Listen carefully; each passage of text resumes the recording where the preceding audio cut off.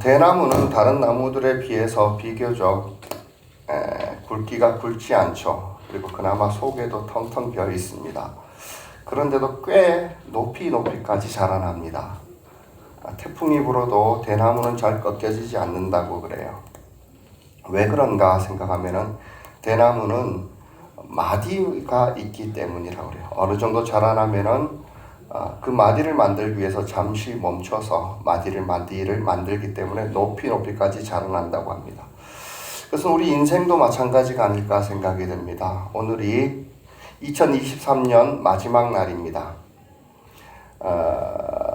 마지막 날이 되면은 우리가 살아온 지난 한 해를 돌아보면서 정리를 한 번쯤 하고 되돌아보고 반성도 해보고 잘한 것은 스스로 영광스럽게도 여겨보고 그러면서 이제 내일부터 펼쳐질 새해를 생각하면서 한 해는 이렇게 살아야겠다 저렇게 살아가야겠다 계획도 할 것입니다. 바로 오늘이 그런 날인 것 같습니다. 세상에 수많은 사람들처럼 한 해 마무리한다고 막년이다 그래가 다 잊어야 된다고 부어라 마셔라 이러지 않은 것이 참 다행인 것 같습니다. 우리는 새해의 계획을 세울 때 분명한 목표점이 있어야 되죠. 목표점이. 오늘 바울도 그런 목표점을 소개합니다. 그리고 그 바울은 목표점을 가지고 어떻게 살아왔는지 그리고 또 어떻게 살아갈 것인지 이것을 얘기하고 있어요. 오늘 읽은 본문 말씀이 그겁니다. 한마디로 사도 바울은 굉장히 열심히 살았습니다. 열정적이었습니다. 이 사람의 열정은 사도의 열정은 굉장히 충만했던 것 같습니다. 그리고 또 그 목표점을 열정적으로 향해서 갈 때마다 사도 바울은 기쁨이 또한 소망이 가득했고 보람이 가득했던 것 같습니다. 그리고 삶의 미래를 향한 기대를 보면은 항상 새로웠을 것 같습니다. 새로움을 느끼고 항상 기대에 차 있는 것을 봅니다. 그런데 가만히 생각해 보면요, 여러분 삶에 열정이 가득한 사람들을 한번 유심히 살펴보시기 바랍니다. 그 사람들은 대개가 어떤 알 수 없는 분노에 차 있는 것을 많이 발견해요. 열심히 살 때 우리는 뭐라고 합니까? 악바리 같이 살았다 그러죠. 악바리 같이. 악으로 지금까지 버텨왔다 그러죠. 그리고 어떤 경지에 이르렀던 장인들을 보십시오. 장인들은 얼마나 자신에게 엄한지 몰라요. 결과에 조금이라도 실수와 흠집도 용납하지 않습니다. 그러니 장인의 자리까지도 오르는 것 같습니다.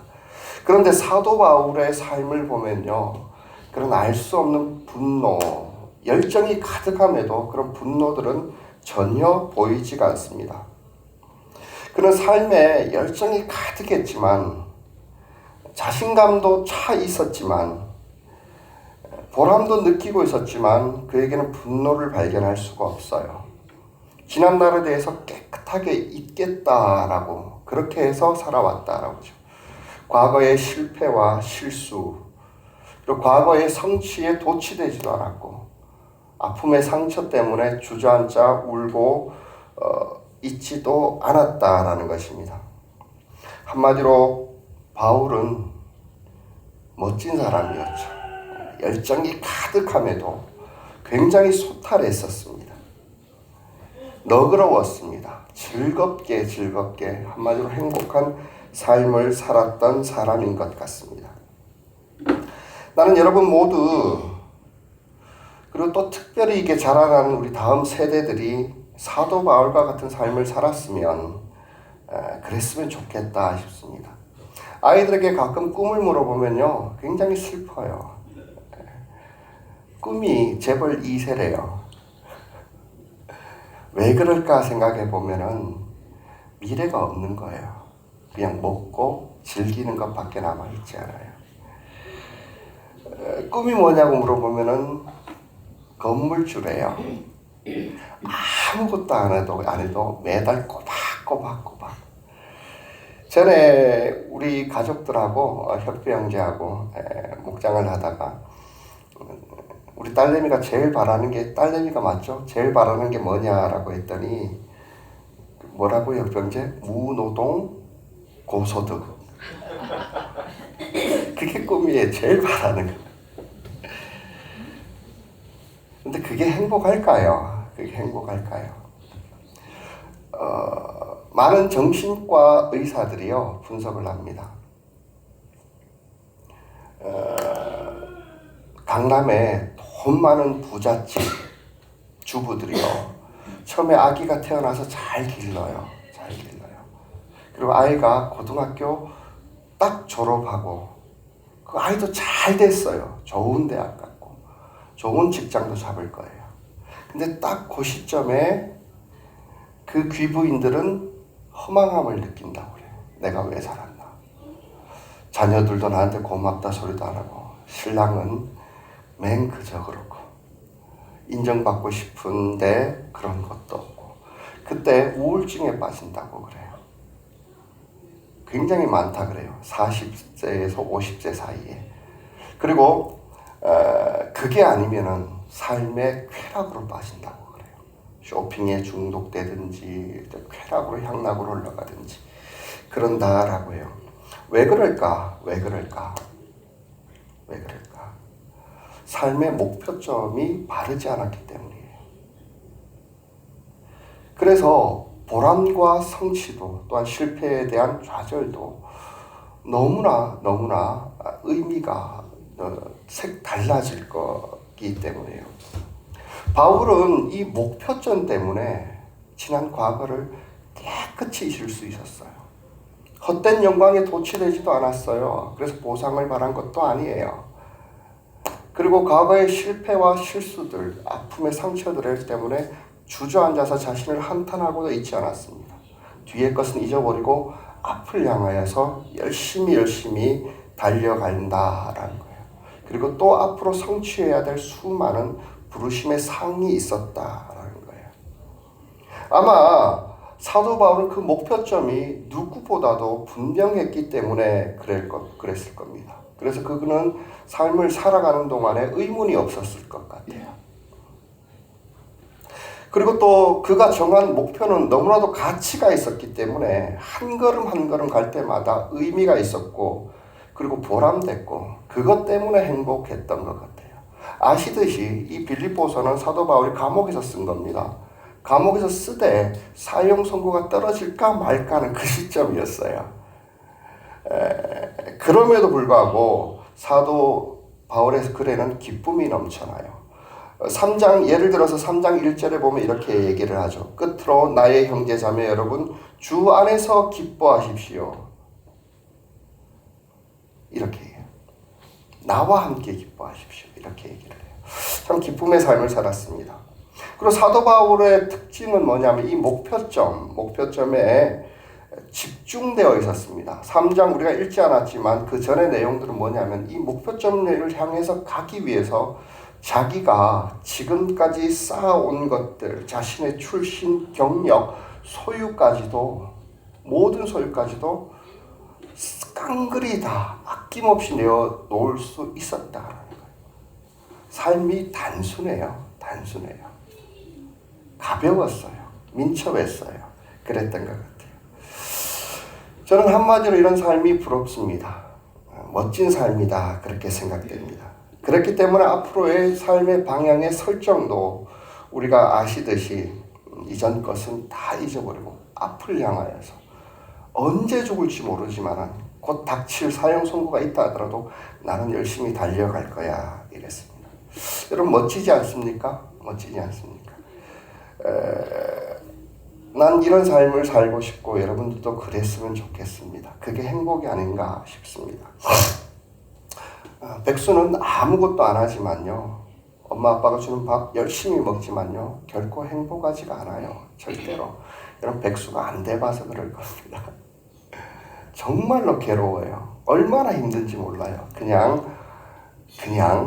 몸살이 걸릴 정도로 힘들어요. 아무것도 안 하는 게. 여러분 열정과 열심을 가지고 자기가 의미 있고 가치 있는 일을 향해서 열심히 하는 사람만큼 행복한 사람은 없습니다. 그런 의미에서 사도 바울은 굉장히 멋진 인생을 산 사람 같습니다. 그래서 여러분 내년을 계획하면서 사도 바울과 같은 한번 삶을 계획해 보시기 바랍니다. 특별히 사도 바울이 목표점을 삼았던 게 무엇인지 발견하고 우리도 한번 그래 봐야겠다 한번 생각을 해봅니다.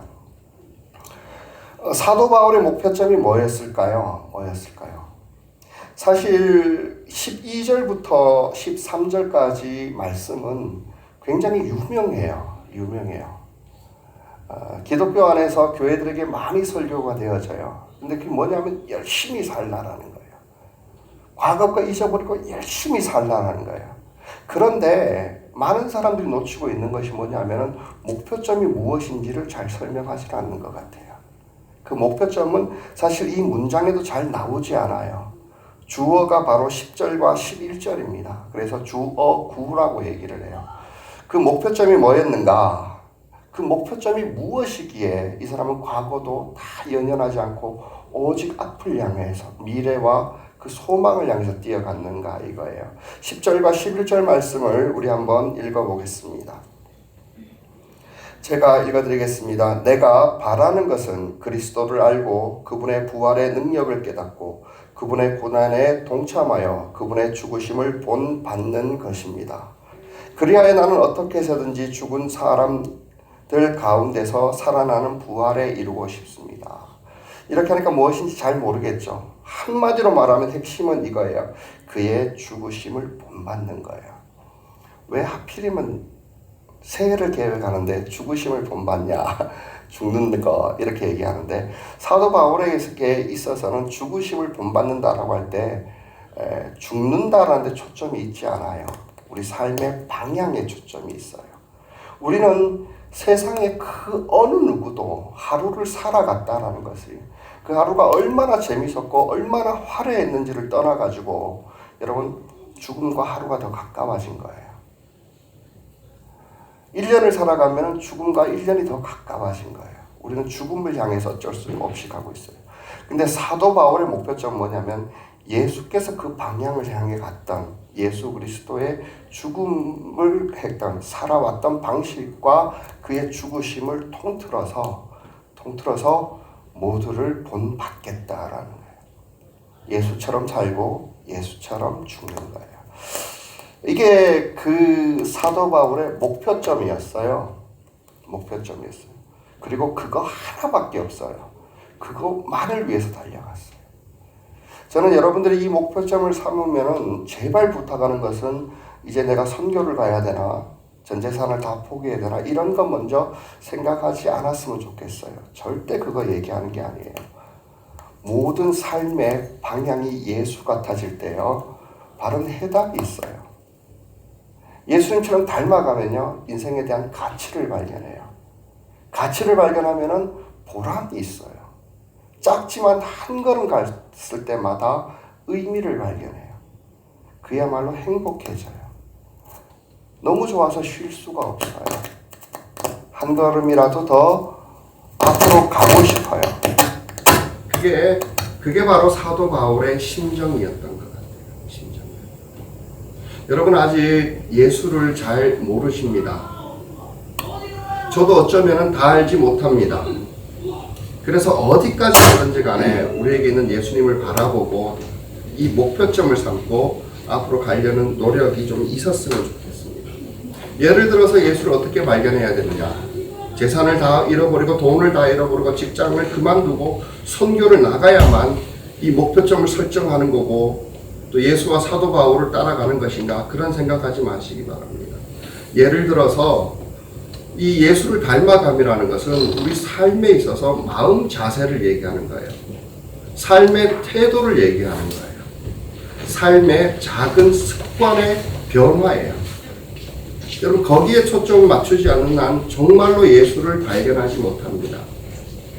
그것이 뭐냐면은 제가 어머님이 여기 계셔서 좀 얘기하기 창피하기도 하지만 제가 이제 목회자의 심정으로 어머니 그 병원에서 간호할 때 가장 기뻤던 때가 있어요.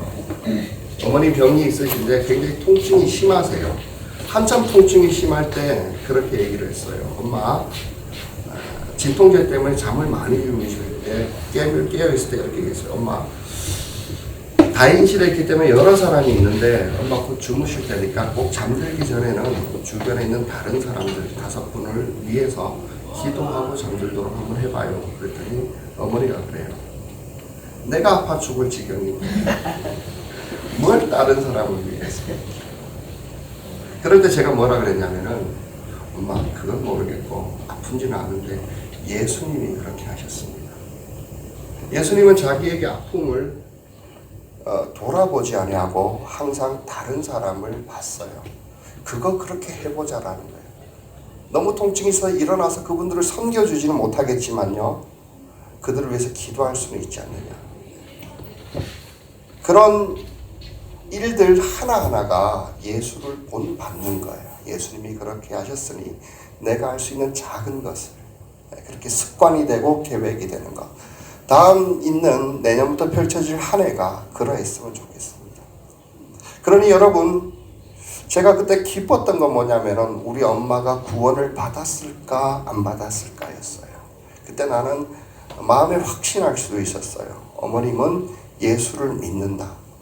예수가 누구인지 알고 예수가 어떤 삶을 살았는지 알고 그것을 보고 그대로 하려고 하는 것.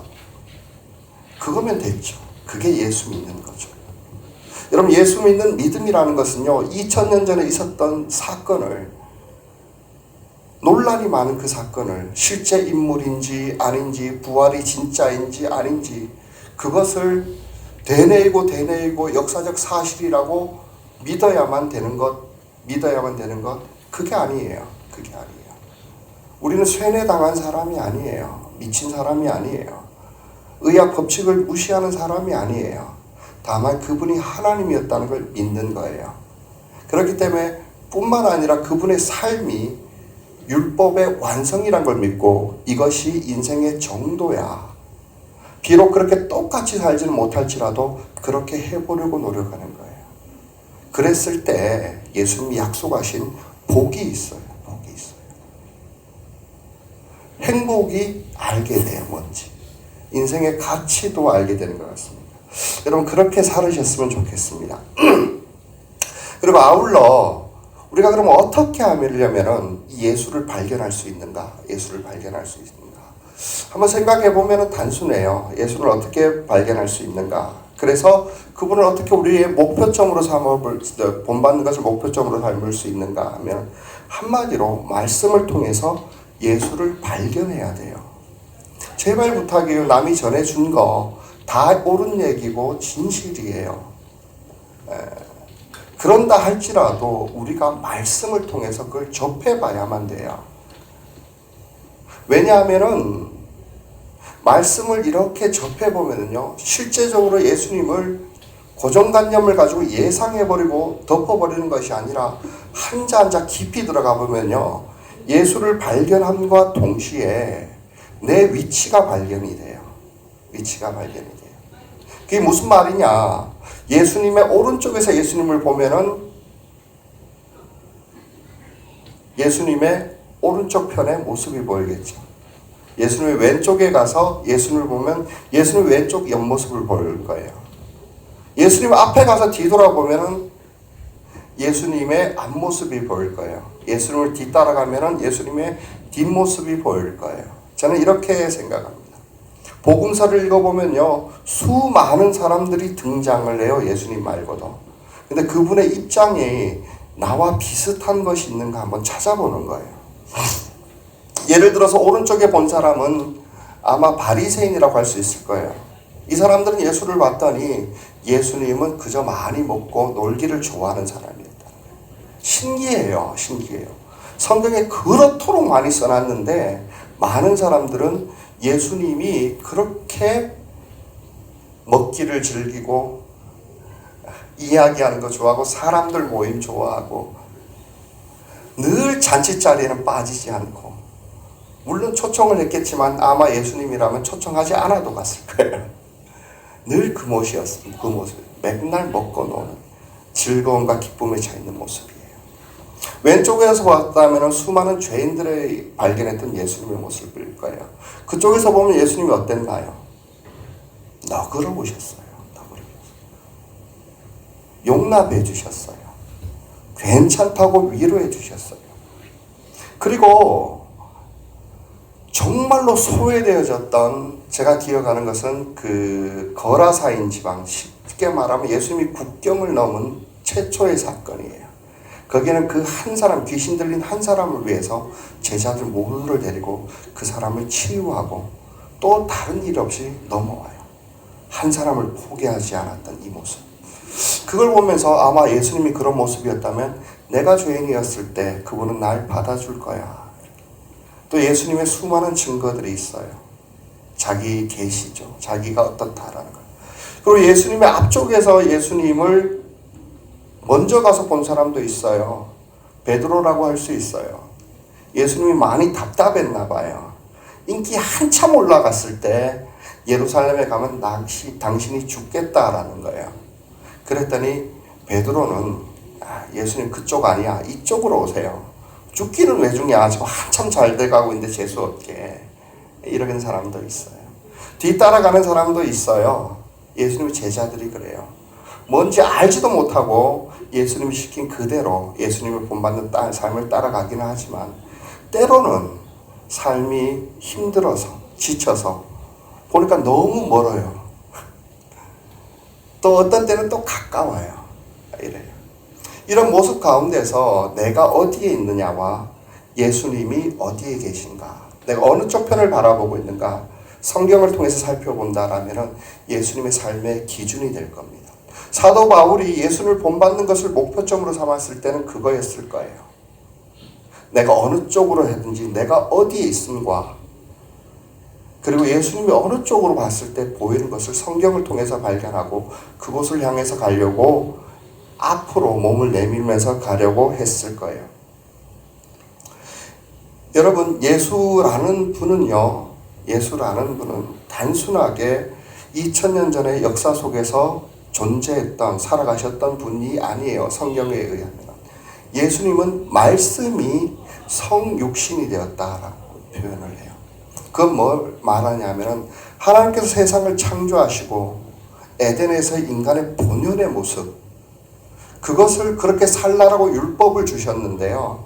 그 율법대로 아무도 살지 않아서 진짜 본 모습이, 가장 인간다운 올바른 모습을 보여준 사람이 단 한 명도 없었어요. 그걸 하실 수 있는 분은 하나님이신 예수님밖에 없어요. 그 말씀이 육신을 입고 사셨다라는 거예요.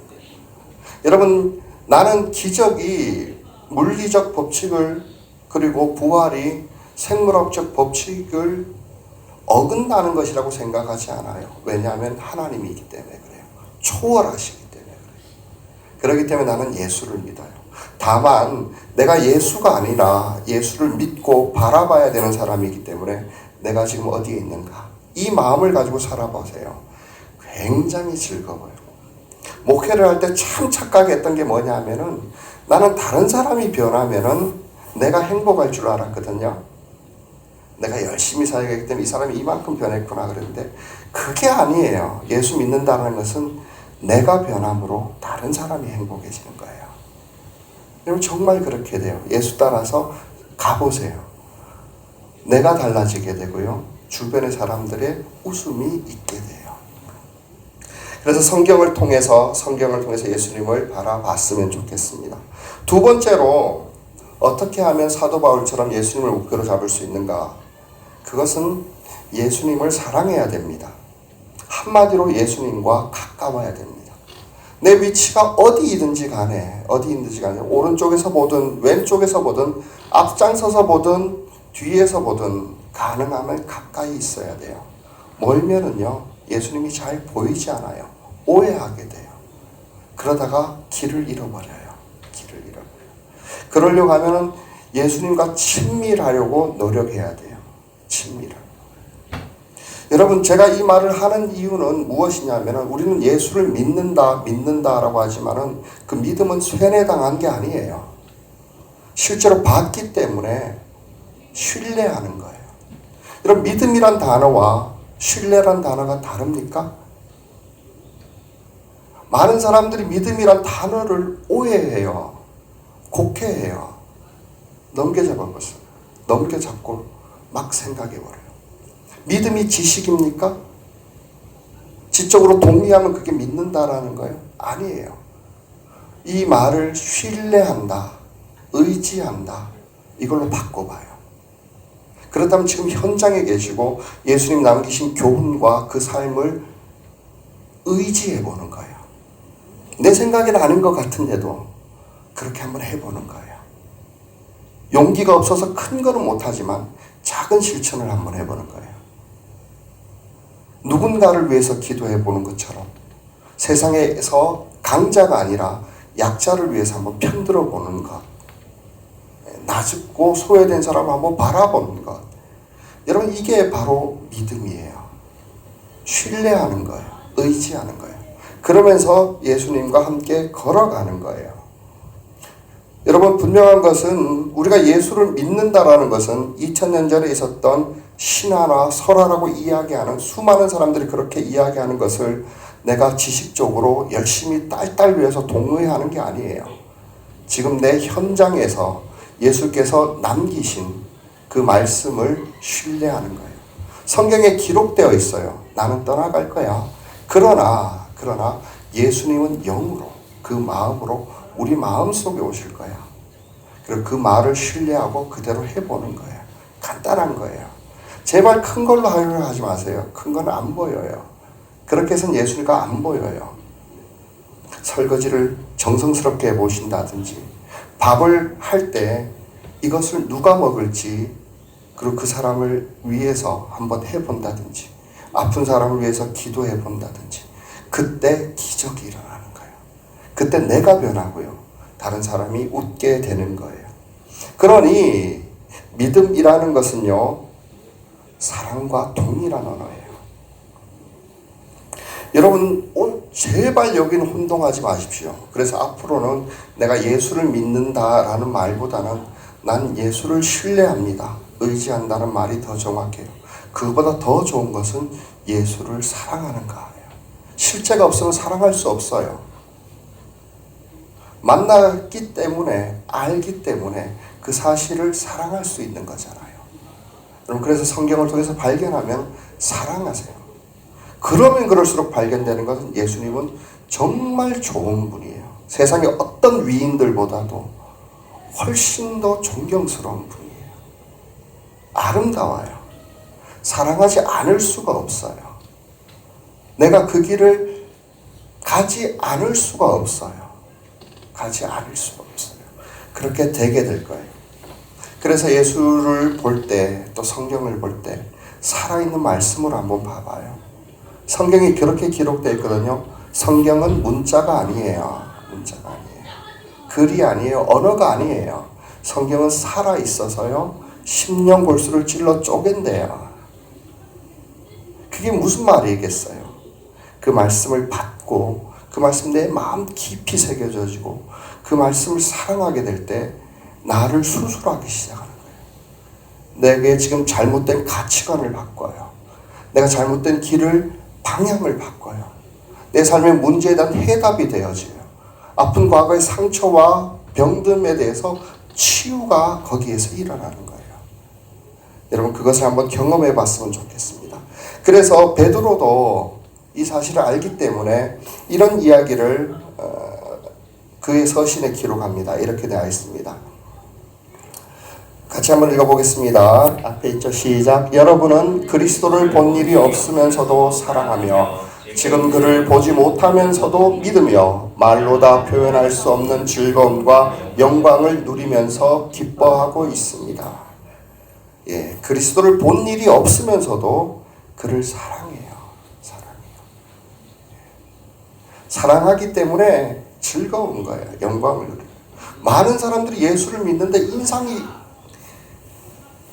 찡그려져요. 정말 교회 나오는 한 번 나와가지고 성경을 한 번 보는 것이 그렇게 어려운 이유들이요. 사랑하지 않기 때문이에요. 믿어야 된다는 의무감만 남아있어요. 그 외에는 없어요.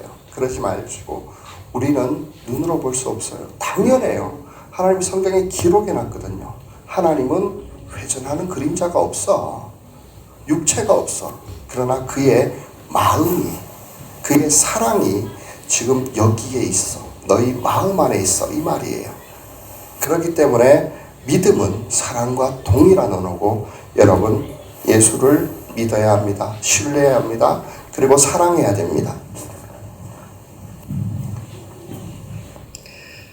마지막으로 사도 바울처럼 어떻게 우리가 예수님을 목표점으로 삼고 갈 수 있는가? 이웃을 사랑함으로 가능한 것 같습니다. 이웃을 사랑합니다. 왜냐하면 우리가 예수를 사랑한다는 것, 그래도 막연해요. 오래 기도하면 예수를 사랑하는 건가요? 성경을 많이 읽고 외우면 예수를 사랑하는 건가요? 그럴 수 있어요. 그럴 수 있어요. 그러나 반밖에 안 돼요. 반도 안 돼요. 왜냐하면 성경은 분명하게 이야기하기를 하나님 사랑하는 것은 이웃 사랑하는 것과 같다라고 했거든요. 저는 이게 이제는 무슨 말인지 좀 알 것 같아요. 성경에서 많은 율법 학자들과 바리새인들은 성경에 안 좋게 그려지고 있는데, 유일하게 예수님과 완벽하게 의견이 동일하게 일치한 부분이 이 말씀이에요. 뭐냐면은 성경 자체가, 성경 모든 내용을 요약하면 무엇인가? 그것은 이거예요. 너는 마음을 다하고 목숨을 다하고 뜻을 다하여 주 너의 하나님을 사랑하라. 이것이 크고 첫째 되는 계명이고, 둘째는 이것과 같으니 내 이웃을 내 몸과 같이 사랑하라. 첫째와 둘째 사이에는 이것과 같으니라는 단어가 들어가는데, 이 뜻이 뭐냐면은 하나님 마음과 목숨과 뜻을 다하여서 하나님을 사랑하는 것과 그 다음에 내 이웃을 내 몸과 같이 사랑하는 게 같다라는 거예요. 다르지 않아요. 여러분, 당연한 거예요. 당연한 거예요. 이거 분리하면 분리할수록 이상해져요.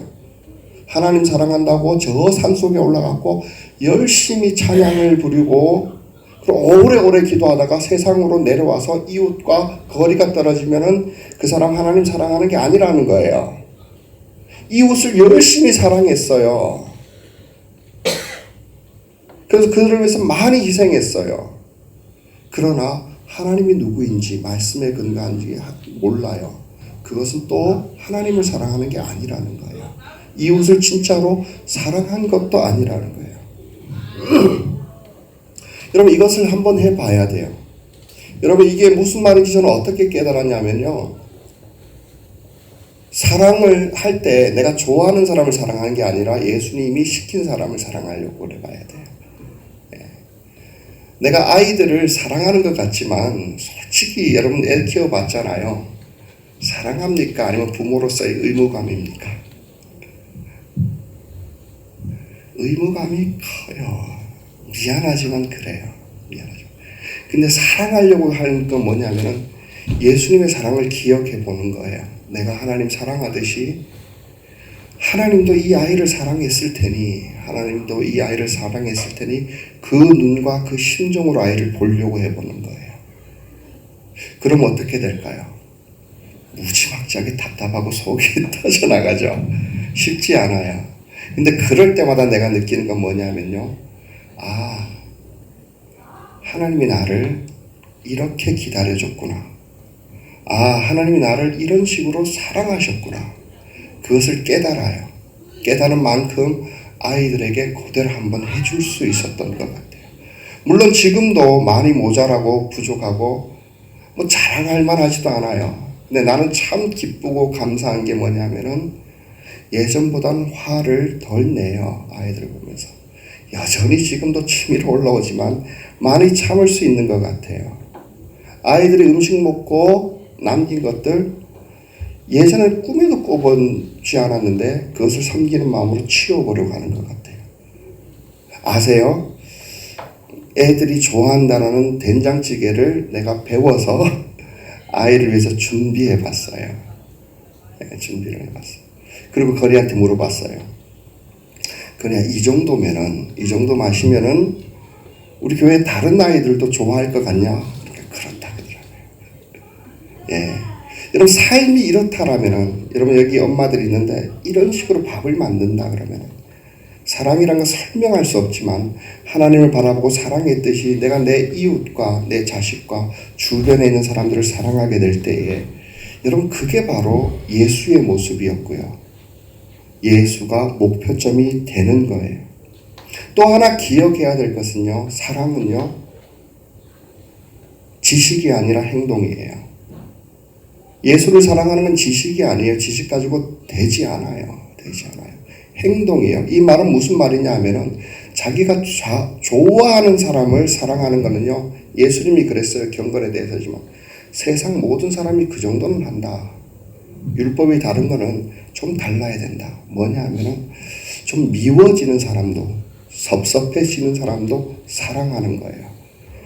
쉽게 말하면 뭐냐면은 이게 마음이라면 감정이라면 그것은 우리가 어떻게 못해요. 미운 마음이 있을지만은 그것을 한번 실천을 해보는 거예요. 예수님 어디까지 얘기하시냐면은 원수를 사랑하라 그래요. 그럼 원수가 어떻게 사랑이 됩니까? 이게 마음이라면은요. 기분이라면은 불가능해요. 그런데요. 원수를 사랑하라는 게 뭐냐면은 이런 얘기를 해요. 원수가 줄이면은 먹을 것을 주고 목마르면은 마실 것을 줘. 이게 사랑이라는 거예요. 그래서 좀 서운한 사람들, 그리고 못난 사람들, 그리고 별로 가치 없게 느껴지는 사람한테 물 한 잔 줘보려는 노력이에요. 나와 아무 상관이 없지만은 그렇게 해보려는 거예요. 여러분, 그래서 시내 가다 떡볶이, 니어카에 파는 떡볶이 먹다가 거기 할머니들 가끔 와서 한 끼 때우기 위해서 떡볶이 먹어요. 요즘은 조금 더 비싸졌는데 그거 기껏해야 떡볶이 2,000원이에요. 그거 한번 대신 계산해 줘 보는 거예요. 그러면서 예수의 사랑을 실천해 보는 거예요. 그렇게 해야지만 주님이 나를 어떻게 사랑했는지 알게 돼요. 그게 예수님과 더 가까워지는 거예요. 그래서 사도 바울은 이런 말을 합니다. 사랑은 감정이 아니란 걸 얘기하기 위해서 자녀된 요한일서 3장 18절에 보면 자녀된 이 여러분 우리는 말로나 혀로 사랑하지 말고 행동과 진실함으로 합시다. 행동으로 하면 돼요. 그러니까 큰 거 하려고 하면 안 돼요. 손해가 커요. 바울도 똑같이 고린도전서에 이런 얘기를 해요. 내게 있는 모든 것으로 구제, 다른 사람을 도와주고 내 몸을 마지막에 불사르게 내어줄지라도 사랑이 없으면 내게 아무 유익이 없느니라. 행동이어야 돼요. 그리고 작아야 돼요. 그리고 할 수 있으면은 티를 안 내야 돼요. 예수님이 그랬잖아요. 오른손으로 한 일이 왼손으로 못해요. 뜻도 모르지만 하다가 보면요. 그 이유를 알아요. 어떻게 하냐면은 그만큼 하나님의 사랑을 깨달아요. 그리고 그만큼 사랑이 내게 성장했고 내가 이만큼 자라났다라는 보람이 있어지는 것 같아요. 가치를 발견하는 것 같아요. 목표점이 더 가까이서 보이는 것 같아요. 여러분 그렇게 살아봤으면 좋겠습니다. 말씀을 마무리하려고 합니다. 아시듯이 제가 오늘 이렇게 마지막으로 예배드리고 다른 데로 부임을 가게 됐습니다. 부임을 가면서 무슨 말씀을 여러분들에게 전해드릴까 고민한 게 이거였습니다. 예수를 본받았으면. 여러분 그거면 돼요. 저 후임으로 누가 오는 게 아니라요. 여러분 각자 흩어지게 될 건데 사실 이것 때문에 처음에는 갈등이 많았어요. 가지 말까 이런 생각도 했었어요. 그래도 책임을 다해야 되는데 이런 생각 때문이었던 것 같아요. 그런데 제가 예전부터 생각했던 것은 뭐냐면은 나는 목사 그만하고 싶다 이런 생각 많이 했어요. 정말 그만두고 싶었어요. 근데 그 이유가 다른 게 아니에요. 내가 그만두면 사람들에게 오히려 도움될 수 있을 거야 이런 생각했어요. 예수님도 하늘로 승천하면서 그랬거든요. 제자들은 두려웠고 제자들은 불가능하다라고 했고 이게 뭐냐라고 이야기했지만 그들이 흩어지고 나서 삶에서 사랑의 실천을 하면서 예수가 가르쳐준 것을 남겨주신 사역을 하면서 그들이 자기를 발견해가고 교회를 세워나가기 시작했어요. 그럼 어디 가서 예배드리든지 간에 분명한 가난은 굉장히 어려워요. 특히 샘물교회를 사랑하면 사랑했을수록 쉽지 않을 거예요. 옛 추억에 젖어들어요. 그러나 있는 현장을 부인하지 마세요. 모 교회라는 것은요, 제가 떠나봐서 하는데 그냥 환상 속에 있는 꿈의 나라예요. 첫사랑이에요. 여러분 인생에 다시는 없어요. 그러니까 지금 여기에서 여러분 있는 곳에서 처음에는 방황도 해보게 될 거고요. 처음에는 이제 궁금증을 품어보기도 할 거고요. 그러다가 예수만 남게 되고 본질만 남게 될 거예요. 혹은 아직도 예수가 좀 분명하지 않았던 사람은 꽤 기간이 오래겠죠. 예수님에 대한 가치를 발견하시면 돼요.